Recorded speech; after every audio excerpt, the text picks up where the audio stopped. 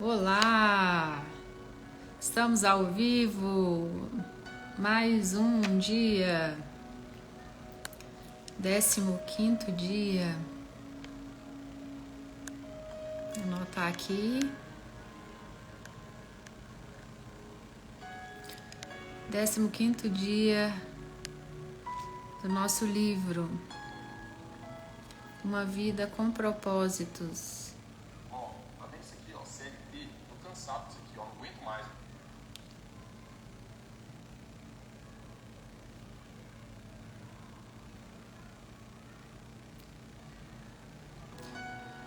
Uma vida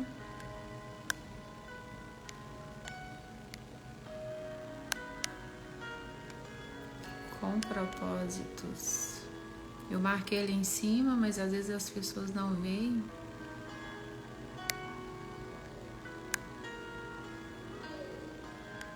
E vou deixar fixado aqui também. Fixar. Estamos no 15º dia. Cada dia uma lição, cada dia um discernimento para nós, uma instrução para que a gente possa caminhar, conhecendo os propósitos de Deus para nós. E quando ele finaliza o sétimo dia, o autor deixa para a gente o propósito número 1, que é onde nós somos planejados para agradar a Deus. E hoje, finalizando o 14º dia, ele coloca um propósito a cada 7 dias. E aí a gente vai somando aí os nossos objetivos, né? E o para que nós fomos criados. Muitas pessoas ao longo da vida perguntam: por que eu estou aqui nessa terra? O que eu vim fazer? Por que eu estou nessa família? Por que eu estou nessa cidade? O que eu preciso fazer? O que eu preciso fazer? Né? Para que eu fui criado? De onde eu vim? Para onde eu vim? São muitos questionamentos, não é? E a cada dia que o autor propõe essa leitura é porque cada dia mais nós sejamos clarificados desse propósito que ele colocou em nós. Porque o propósito a gente pode achar que somos nós, que precisamos desempenhar por nós mesmos e criar por nós mesmos, mas o propósito ele vem do alto, ele vem do Senhor. Então essa rota é importante que a gente traga consciência e busque, né, com o autor da nossa vida, com o nosso Criador, com o nosso Pai Celestial. E esse capítulo é muito rico e ele fala muito conosco. Eu espero que vocês gostem e vocês achem sentido em tudo isso que nós faremos a leitura hoje. Vamos lá? Então, você foi formado para fazer parte da família de Deus. Boa noite. Propósito número 2. Você foi formado para fazer parte da família de Deus. Então, um dos nossos propósitos é o quê? Primeiro, agradar a Deus, quando finaliza o capítulo 7. E hoje, finalizando o 14, ele deixa... Olá! Ele deixa para nós o segundo propósito, que é: você foi formado para fazer parte da família de Deus. Eu sou a videira, vocês são os ramos. Está em João 15:5. Cristo nos fez um corpo conectado com outros. Romanos 12:5. Então a palavra em João 15:5 fala que Deus, né? Ele é o Senhor, Ele é a videira e nós somos os ramos. E unidos a outros ramos, nós fazemos parte dessa família de Deus. Então, o segundo propósito, que Deus nos criou para fazer parte da família de Deus. E como que a gente vai fazer parte dessa família? Foi Deus que fez todas as coisas. E todas as coisas são para a sua glória. Ele quis que muitos filhos compartilhassem sua glória. Hebreus 2:10. Vejam com que grande amor o Pai Celeste nos ama, pois Ele consente em que sejamos chamados seus filhos, e verdadeiramente somos. Está em 1 João 3:1. Você foi formado para fazer parte da família de Deus. Deus quer uma família e criou você para fazer parte dela. Esse é o segundo propósito de Deus para a sua vida, o qual foi planejado antes que você nascesse. Toda a Bíblia revela a história de Deus formando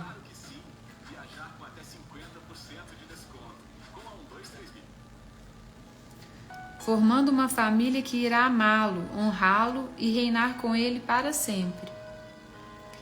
Ela diz: seu plano imutável sempre foi adotar-nos em sua família, conduzindo-nos a si mesmo por meio de Jesus Cristo. E isto lhe trouxe grande satisfação. Está aí em Efésios 1:5.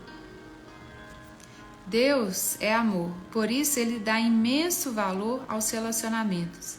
A própria natureza de Deus é relacional, pois Ele identifica a si mesmo em termos familiares: Pai, Filho e Espírito Santo. A Trindade é um relacionamento de Deus consigo mesmo.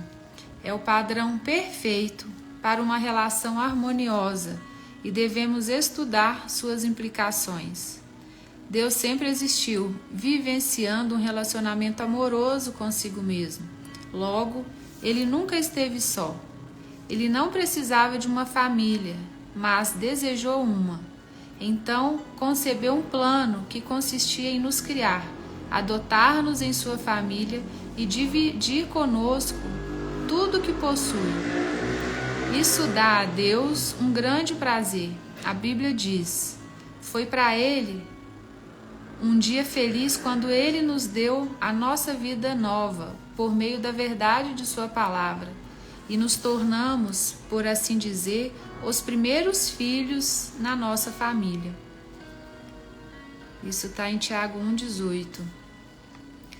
Quando depositamos nossa fé em Cristo, Deus torna-se nosso Pai. Nós nos tornamos seus filhos. Os outros cristãos tornam-se nossos irmãos e irmãs. E a igreja torna-se uma família espiritual. A família de Deus inclui todos os fiéis do passado, do presente e do futuro. Cada ser humano foi criado por Deus, mas nem todos são filhos dele. A única forma de ingressar na família do Senhor é nascendo novamente dentro dela. Você se torna parte da família humana em seu primeiro nascimento e torna-se membro da família de Deus pelo segundo nascimento. Essa frase, ela tem que ser praticada com grande temor, porque Deus é o Criador de todas as coisas. E às vezes as pessoas falam, né? Todos são filhos. Na verdade, Deus criou os homens, mas os filhos são aqueles que, pela fé, enxergam Jesus como seu Senhor e Salvador. A palavra fala que nós nascemos criaturas e após a nossa fé em Jesus, nós somos considerados filhos. Então, os filhos são o nome, né, que é dado para aqueles que acreditam no Senhor. Se uma pessoa não tem essa consciência e ela não crê pela fé, ela não entende que Deus, Ele se enviou, né, por meio de Jesus, ela não é considerada filho, infelizmente. É com grande temor, né, que a gente fala isso, mas a Bíblia ela é nosso manual de instrução.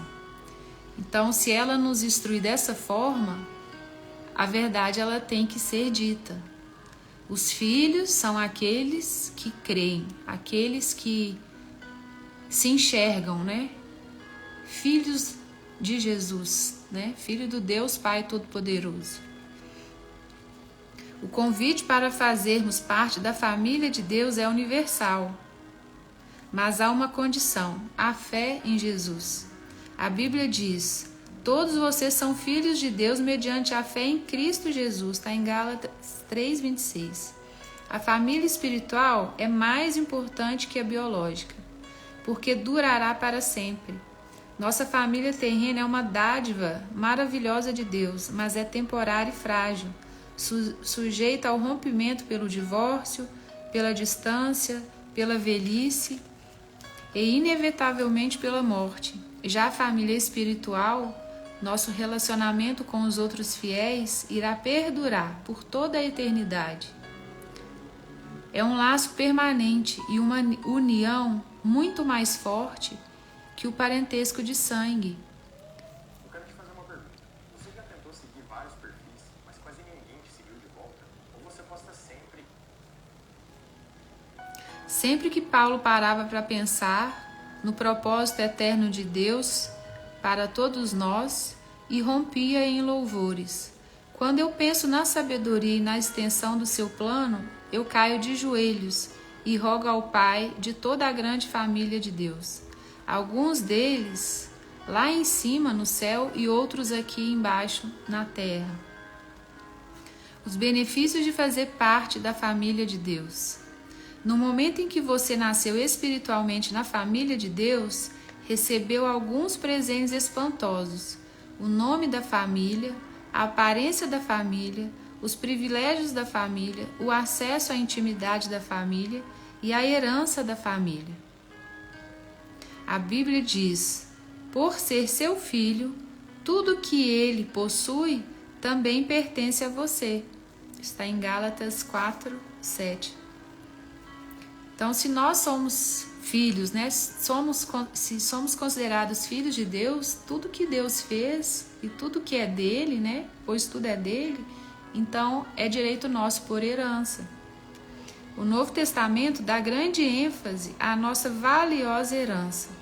O meu Deus suprirá todas as necessidades de vocês, de acordo com as suas gloriosas riquezas em Cristo Jesus.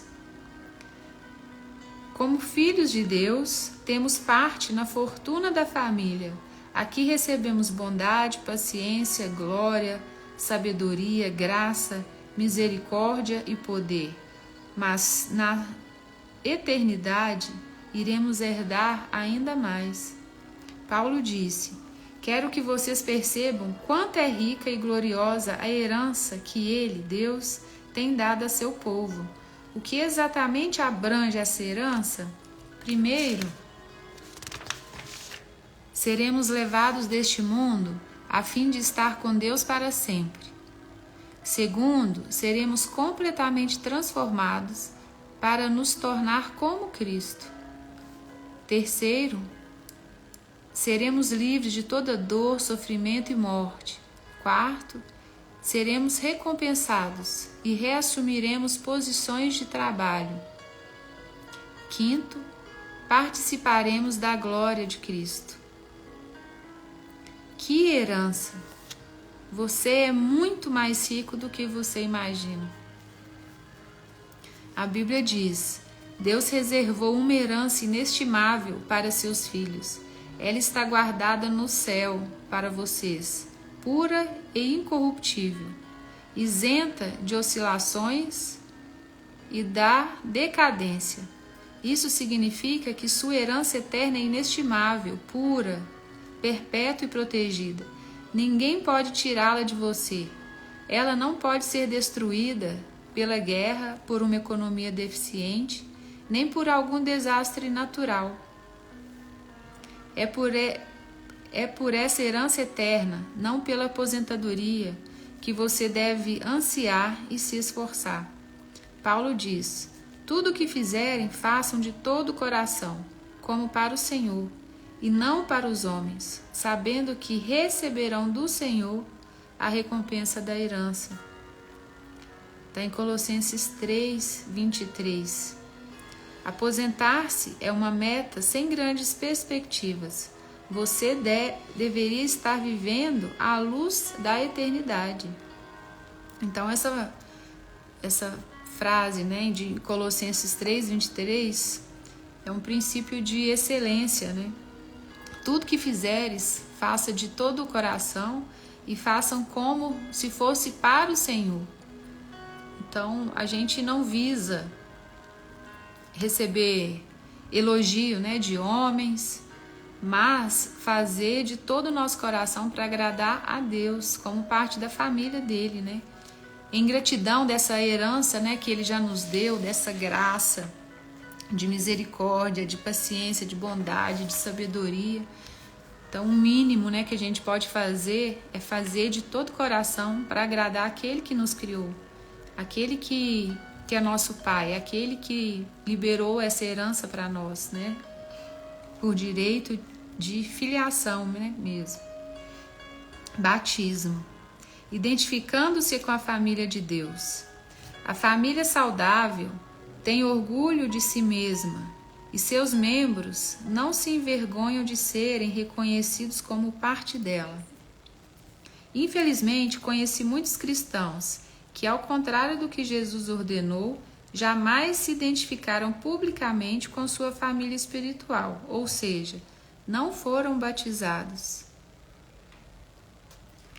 O batismo não é um ritual facultativo que possa ser postergado. Significa sua inclusão na família de Deus e anuncia publicamente ao mundo: eu não tenho vergonha de ser parte da família de Deus. Eu também não, é você. Você já foi batizado? Jesus ordenou que esse belo ato fosse realizado por toda a família. Ele nos disse: portanto, vão e façam discípulos de todas as nações, batizando-os em nome do Pai, do Filho e do Espírito Santo. Tem Mateus 28:19. Durante anos, esforcei-me para entender por que a grande comissão de Jesus deu ao batismo a mesma importância das grandes missões de evangelismo e edificação. Por que o batismo é tão importante? Então percebi que é por simbolizar o segundo propósito de Deus para a nossa vida: participação na família eterna de Deus. E como eu falei antes, o primeiro propósito é o quê? Agradar a Deus. Então o batismo, né, selando aqui essa inclusão na família de Deus, é o nosso segundo propósito. O batismo é pleno de significado. Ele declara sua fé, comunica a morte e a ressurreição de Cristo, simboliza a morte para a antiga vida e anuncia sua nova vida em Cristo, além de celebrar sua inclusão na família de Deus. Então, o batismo não exatamente pelo ato, né, do batismo, porque o batismo ele é um símbolo. E se eu creio, né, que Jesus é o Senhor e meu Salvador, né, que Deus o enviou e se enviou, né, da mesma forma por meio de Jesus, e se eu creio nisso, o batismo ele vai ser só um selo a partir dessa verdade que eu carrego. Se eu tenho essa fé, se eu creio, tenho isso no meu coração, eu faço parte da família de Deus. E o batismo ele só vai testemunhar isso, ele vai simbolizar essa crença, essa verdade, né? Quando a gente fala crença, parece que é algo até pejorativo, né? Mas é a nossa fé, né? Crença é a nossa fé. O batismo é a representação física de uma verdade espiritual. Representa o que aconteceu no instante que Deus o trouxe para a sua família. Alguns de nós são judeus, alguns são gentios, alguns são escravos e alguns são livres. Mas todos fomos batizados no corpo de Cristo pelo Espírito. E todos recebemos o mesmo Espírito. Está em 1 Coríntios 12:13. O batismo não o torna membro da família de Deus. Somente a fé em Cristo faz isso. O batismo demonstra que você já faz parte da família de Deus. Assim como a aliança de casamento é um lembrete visível. É isso, mudança, né? Transformação. Assim como a aliança de casamento é um lembrete visível de um compromisso íntimo firmado no coração, é um ato de iniciação, não algo que você deva protelar até estar espiritualmente maduro. A única condição bíblica é crer. Igual ele refere, né, a aliança. Essa aliança em si, ela por si só, ela não mostra exatamente que existe um casamento, né, que existe ali uma só carne. Precisa o quê? Dos atos, né? Precisa de eu fazer um contrato, né, de coração, né, com o meu esposo, e também um contrato físico, né, na lei dos homens e na lei de Deus. Então, sendo assim, ele é manifestado aqui, né, colocando nesse dedo da mão esquerda, simbolizando o casamento. E o batismo, fazendo essa analogia, né, ao casamento, é nossa unidade, né, a Cristo. É professarmos a nossa fé nele, naquele que morreu por nós. E como selo, como um símbolo, a gente realiza, né, esse novo nascimento para entrarmos na família de Deus como irmãos, né, uns dos outros, pelo batismo. No Novo Testamento, as pessoas eram batizadas assim que criam. No Pentecoste, 3.000 pessoas foram batizadas no mesmo dia em que aceitaram a Cristo. Em outro momento, um líder etíope foi batizado no mesmo instante em que se converteu. Paulo e Silas batizaram um carcereiro filipense e sua família à meia-noite. Não há nenhum caso de batismo adiado no Novo Testamento. Se você ainda não foi batizado como expressão de sua fé em Cristo, faça isso o mais rápido possível, como Jesus ordenou. Então, como a gente fala, né, que o batismo ele simboliza isso, a sua nova família, o seu novo nascimento, né, a sua transformação de vida, aqui o autor pergunta, né, você já foi batizado? Você já entrou para a família de Deus? Então, o batismo, ele revela isso, ele revela e simboliza o nosso novo nascimento, a nossa aceitação como filiação, em receber essa herança, né, de Deus para nós e termos acesso a tudo que Ele já liberou para nós. E se nós não formos, né, batizados, para que a gente faça essa instrução que Ele deixa para nós. O maior privilégio da vida. A Bíblia diz: Jesus e as pessoas que Ele santificou pertencem todos à mesma família. Por isso, Ele não se envergonha de chamá-los irmãos e irmãs. Deixe essa verdade maravilhosa entrar no seu coração. Você faz parte da família de Deus e pelo fato de Jesus tê-lo feito santo, Deus tem orgulho de você. As palavras de Jesus são inequívocas. E, estendendo a mão para os discípulos, disse Jesus: aqui estão minha mãe e meus irmãos. Pois quem faz a vontade de meu Pai, que está nos céus, este é meu irmão, minha irmã e minha mãe.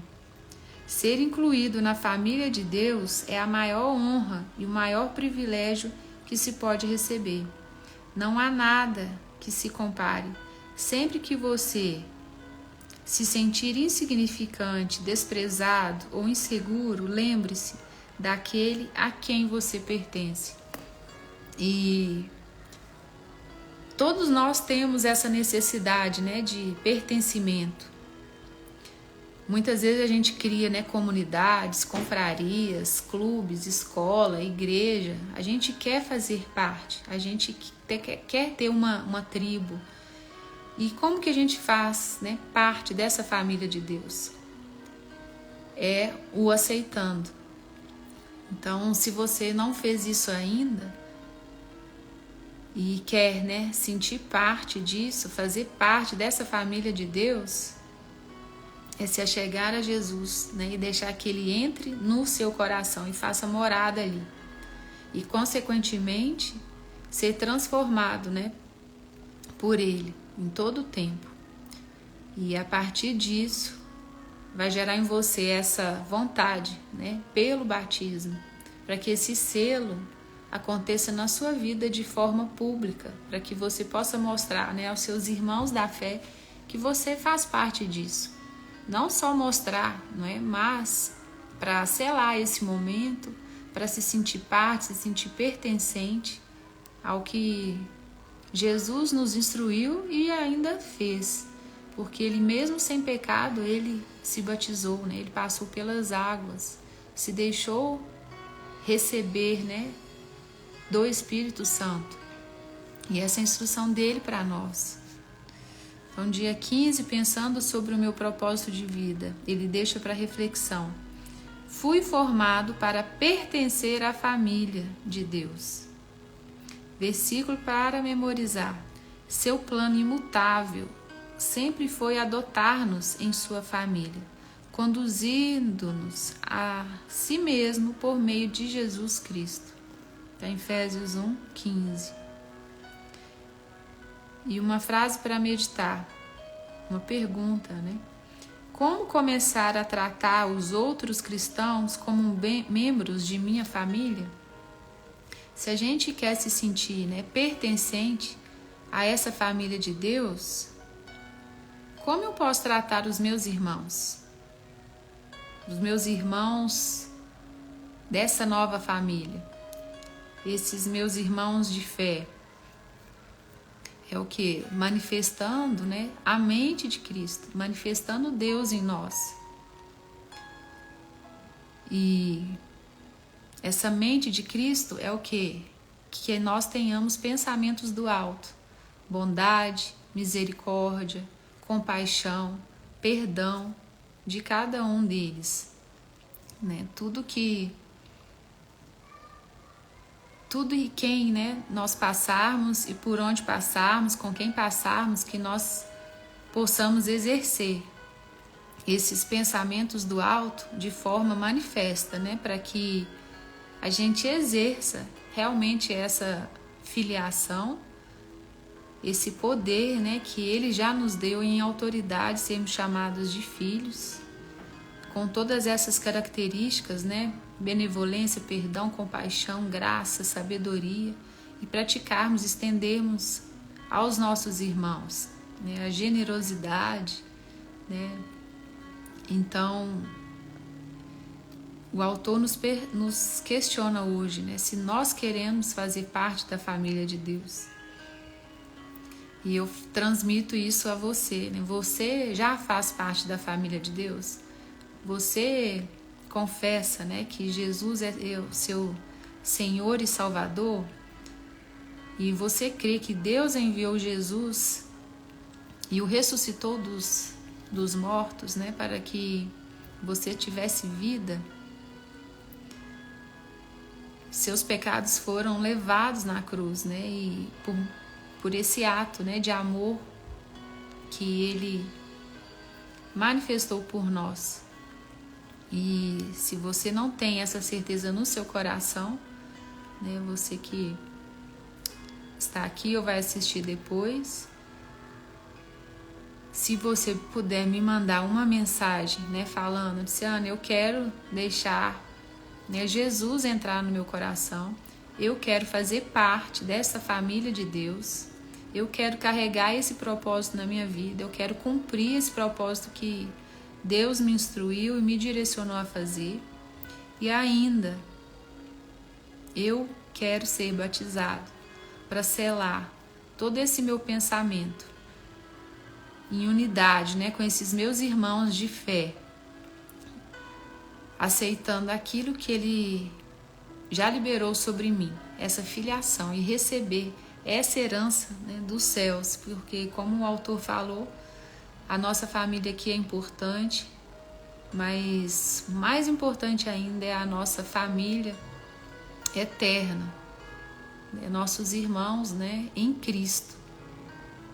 E que você possa abrir o seu coração para receber, né, do céu essa verdade, receber no seu espírito, porque não é daqui, né, da terra que a gente tem esse convencimento, é deixando de verdade, né, que essa verdade entre no seu coração para que você possa cumprir essa instrução que o nosso Pai nos deixou e vivermos esse propósito dele em nós, não é?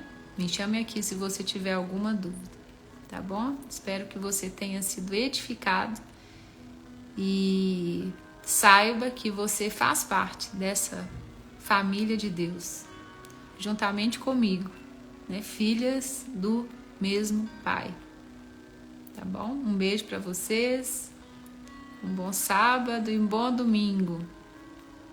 Fica com Deus, Dona Estefânia. Boa noite para a senhora. Um beijo. Obrigada por estar aqui comigo.